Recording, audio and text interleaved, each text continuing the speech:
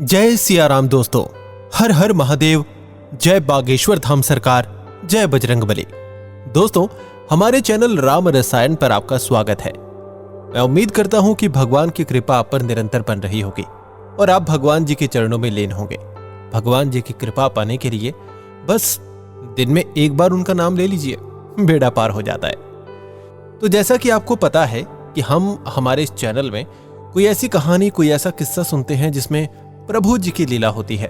उनसे जुड़ी चीजों से वो किस तरह से चमत्कार करते हैं, वो अपने भक्तों की रक्षा, उनकी मदद किस तरीके से करते हैं, ये हम इस चैनल में हमारी कहानियों के माध्यम से जानते हैं।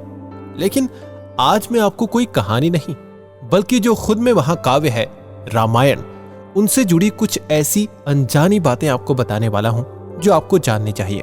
तो चलिए ये सिलसिला शुरू करते हैं और जानते हैं रामायण की उन 10 अनजान बातों को जिसके बारे में हर सनातनी को पता होना चाहिए, हर हिंदू को पता होना चाहिए।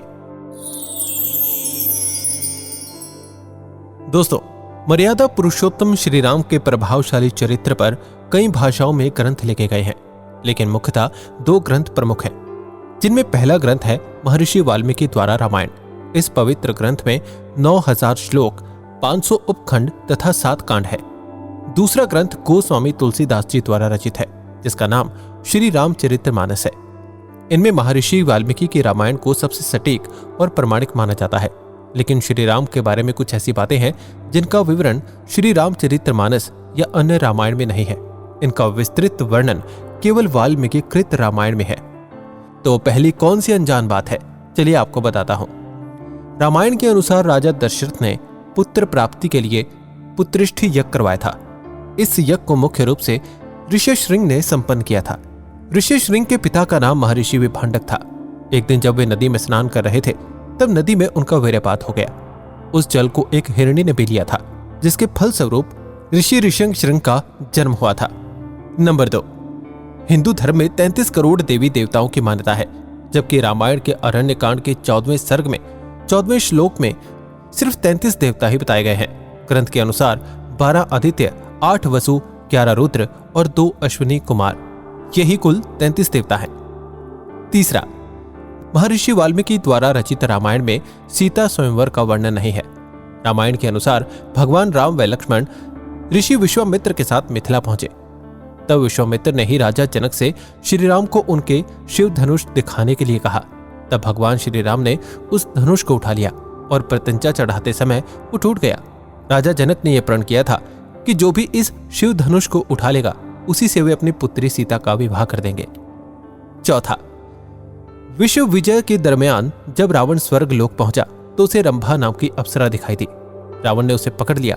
तब रंभा ने कहा कि आप मुझे इस तरह से स्पर्श न करें, मैं आपके बड़े भाई कुबेर के बेटे नल कुबेर के लिए हूं, इसलिए मैं आपके पुत्र वधू हूं। लेकिन रावण नहीं माना और उसने रंभा से दुराचार किया।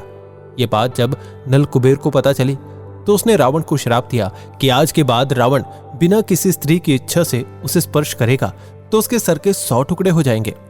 पांचवा, जिस समय भगवान श्री राम वनवास गए, उस समय उनकी आयु लगभग 27 वर्ष थी।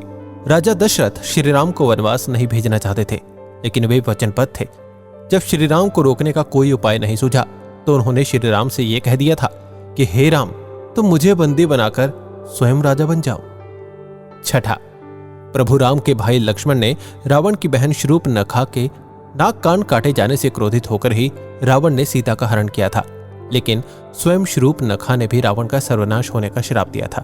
दरअसल शूर्पणखा के पति का नाम विद्युतजिह्व था, जो कालके नाम के राजा का सेनापति था।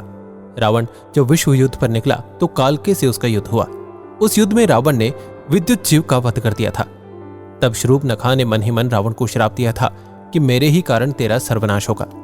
सातवां, जिस दिन रावण सीता का हरण करके अपनी अशोक वाटिका में लाया, उसी रात को भगवान ब्रह्मा के कहने पर देवराज इंद्र माता सीता के लिए खीर लेकर आए। पहले देवराज ने अशोक वाटिका में उपस्थित सभी राक्षसों को मोहित कर सुला दिया। उसके बाद माता सीता को खीर अर्पित की, जिसके खाने से सीता की भूख प्यास शांत हो गई।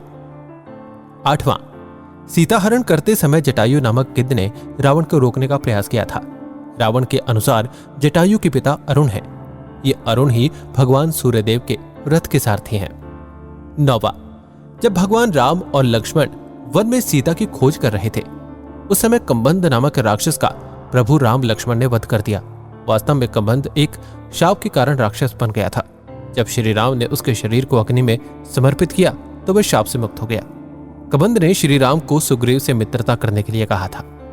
10वां, जब काफी समय तक राम रावण का युद्ध चलता रहा तब अगस्त्य मुनि ने श्री राम से आदित्य हृदय स्त्रोत का पाठ करने को कहा, जिसके प्रभाव से भगवान श्री राम ने रावण का वध किया। तो ये थी दोस्तों कुछ अनजान बातें श्री रामायण के बारे में। आप इनमें से कौन सी बात जानते थे हमें कमेंट करके बता सकते हैं।